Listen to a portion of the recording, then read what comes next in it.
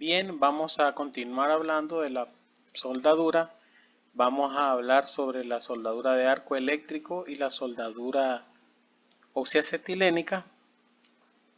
Entonces vamos a definir, como ya hemos venido hablando en esta presentación, sobre la soldadura, que es un proceso de fijación de dos o más piezas de metal, que mediante calor se funde parte de dichas piezas o se añade material de aporte y estos llegan a juntarse y al enfriarse se produce una unión entre ellas.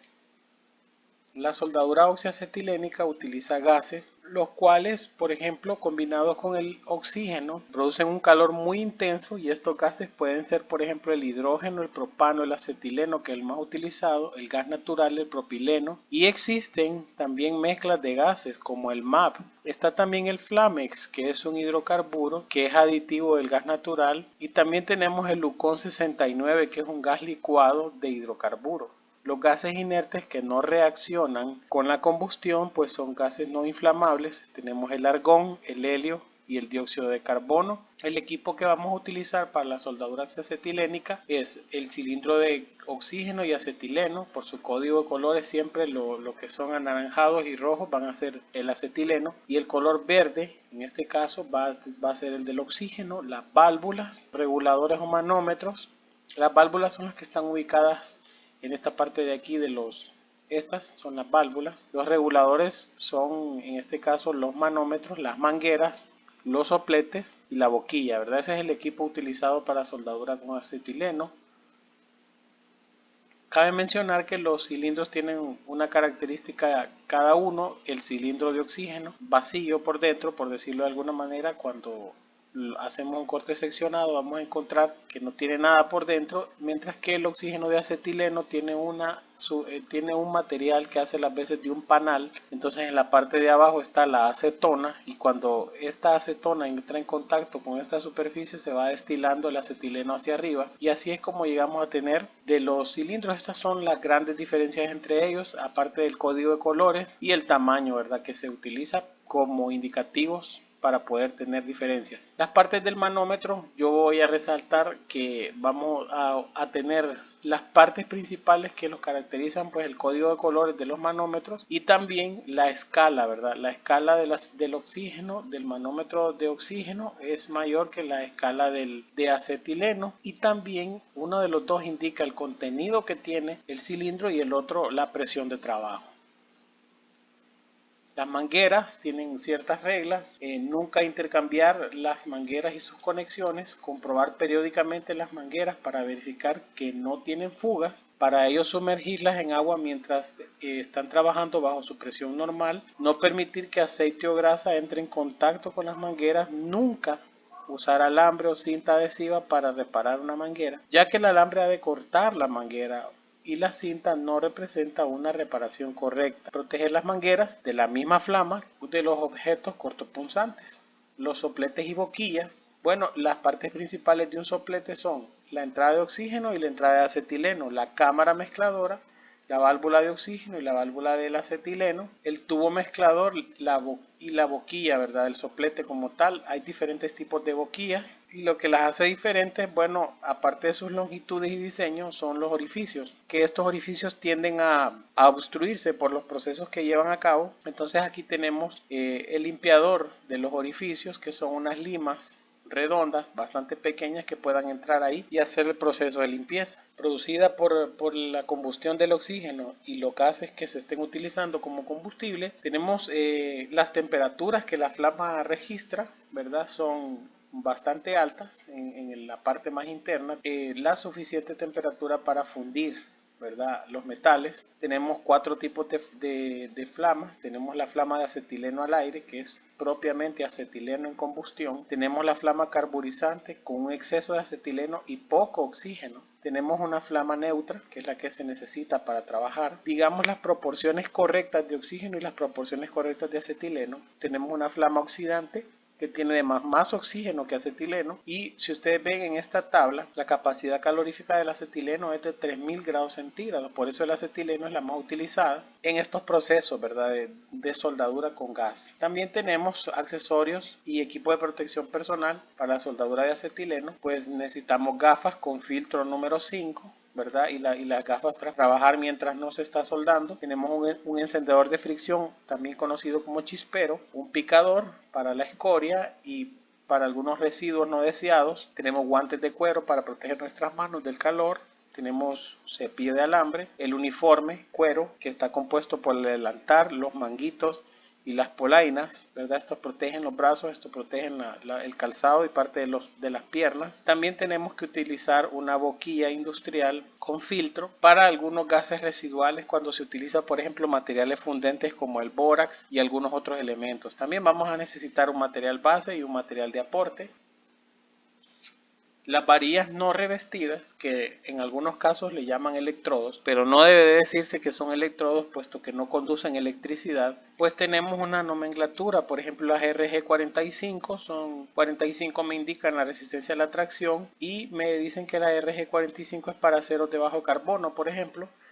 También en el sector industrial popular se utiliza alambre de amarre, ¿verdad? Retorcido como material de aporte, no lo vamos a desconocer, pero por ejemplo aquí les dejé algunas varillas no revestidas, como por ejemplo la varilla de plata al 5%, la varilla de bronce que es utilizada para la soldadura de tuberías de que van a estar a alta presión, la varilla de cobre, la varilla de aluminio que se utiliza bastante en la soldadura de tuberías de refrigeración como automotriz, la varilla de plata se utiliza bastante en refrigeración doméstica, y aquí tengo unas varillas de estaño que se utilizan también en la refrigeración doméstica por acción capilar. Bueno, la técnica que se debe de utilizar para el proceso de soldadura es prácticamente una caligrafía. Lo vamos a ver a detalle en algunos ejemplos de soldadura con acetileno. Por ejemplo, cuando nosotros garantizamos este movimiento de caligrafía, pues vamos a obtener cordones como este. Y aquí están, por ejemplo, algunos ejemplos. Cuando hay demasiado calor, hay explosiones, hay sobreexplosiones, entonces esto hace que queden unas discontinuidades en el cordón. Cuando hay insuficiencia de calor, pues no se llega a fundir bien el material base. Cuando hay soldadura con una flama oxidante, pues nos queda este tipo de cordón. Algunas de las aplicaciones de la soldadura oxiacetilénica es el oxicor, que nos sirve para cortar materiales de un espesor considerable. También lo vamos a utilizar en el proceso de soldadura automotriz, ¿verdad? Para chapas delgadas, para reparaciones de diferentes materiales, por ejemplo, rines de aluminio, algunas aleaciones, pues esta es la soldadura más adecuada. Y como les decía, la soldadura de acción capilar, que lo que hacemos es que con la boquilla calentamos la tubería de cobre y añadimos el estaño, ¿verdad? Y por el calor que hay en la tubería, el estaño se funde y cubre por completo la soldadura. Esta es una soldadura de acción capilar.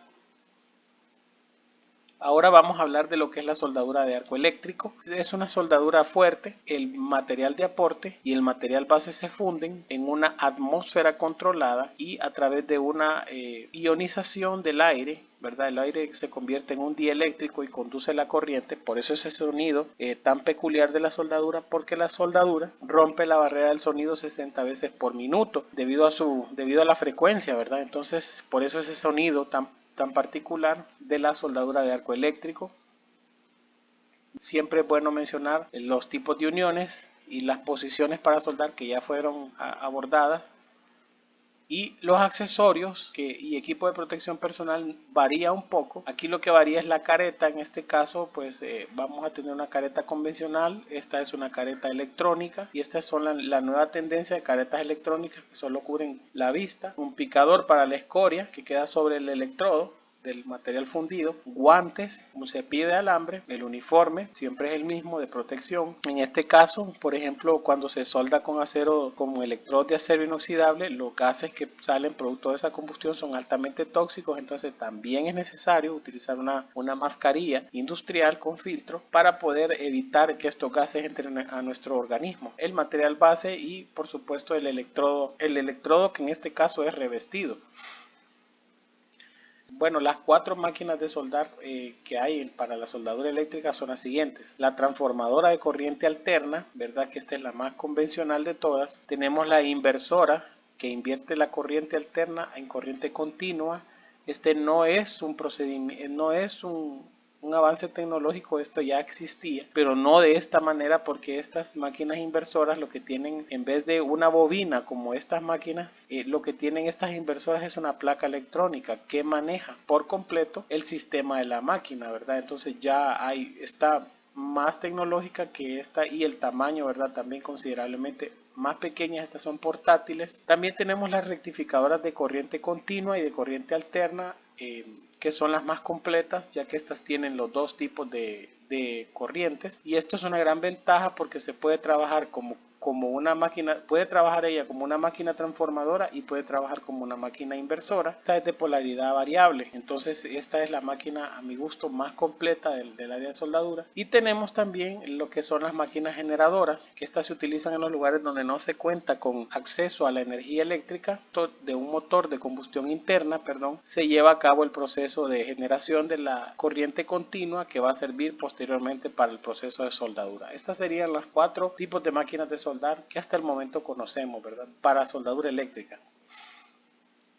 Los cables para soldar, bueno, tenemos el portaelectrodo y la grapa, que no tienen una polaridad definida, es decir, no son ni positivos ni negativos, porque se utilizan si se utilizan en corriente alterna. Ahora, si se utilizan en corriente directa, pues hay dos tipos de polaridades. Cuando el portaelectrodo está conectado a la terminal positiva, entonces se habla de una polaridad directa, y cuando el portaelectrodo está conectado a la terminal negativa, se habla de una polaridad inversa. La polaridad inversa tiene aplicación, por ejemplo, en la soldadura de aluminio.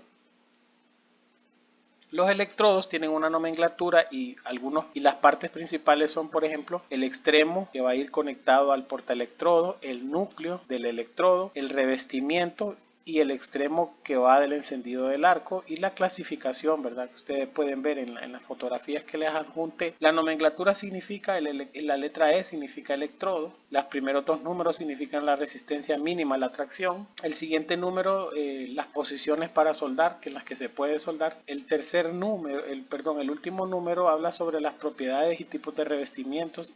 Los electrodos más comunes son el 6011, que es un electrodo de penetración, el 7018, que es un electrodo que puede resistir altas cargas, ¿verdad? Que se utiliza para estructuras aéreas. También tenemos el 6013, que es un electrodo de presentación, que se utiliza por encima de estos dos, ¿verdad? Como digamos una soldadura de acabado. Algunos otros es el electrodo de cobre. Si ustedes lo pueden ver, es el 70Cu, que significa cobre, y SN, que significa estaño. Entonces cobre más estaño pues nos da el bronce como resultado. También tenemos el electrodo de aluminio, ¿verdad? De núcleo de aluminio, que es el E4043 de revestimiento blanco. Este es el electrodo que se utiliza para soldar con soldadura eléctrica.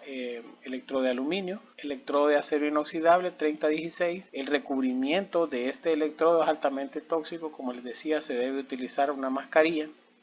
Y también tenemos el electrodo Z308, que este es soldar fundición gris. Quiero comentarles que para poder soldar fundición gris se necesita calentar previamente el material. El material base que se va a soldar, se lleva a cabo el proceso de soldadura sobre la pieza previamente calentada. Hornos para almacenar los electrodos están clasificados aquí, ¿verdad? Los tenemos, los diferentes modelos. Estos hornos sirven para controlar la humedad del revestimiento, ya que esto va a afectar al final el proceso de soldadura, ¿verdad? Lincoln Electric recomienda estas temperaturas y estos tiempos antes del proceso de soldadura con estos tipos de electrodos. Entonces aquí les dejo esta tabla. Ustedes ven, la mayoría de las temperaturas van muy por encima de la temperatura de ambiente, y nos dan, por ejemplo, para antes de soldar debe estar entre 70 y 80 grados. En la conservación o almacenamiento pues debe de estar controlada la temperatura entre 10 y 20 grados de forma constante. Entonces estos hornos son muy útiles a la hora de almacenar electrodos. Los métodos de ignición del arco eléctrico son dos: el rayado y el método de golpeado, ¿verdad? Que es o punteado, donde nosotros hacemos un pequeño golpe entre el electrodo y el material base para que salte, ¿verdad?, el proceso de ignición.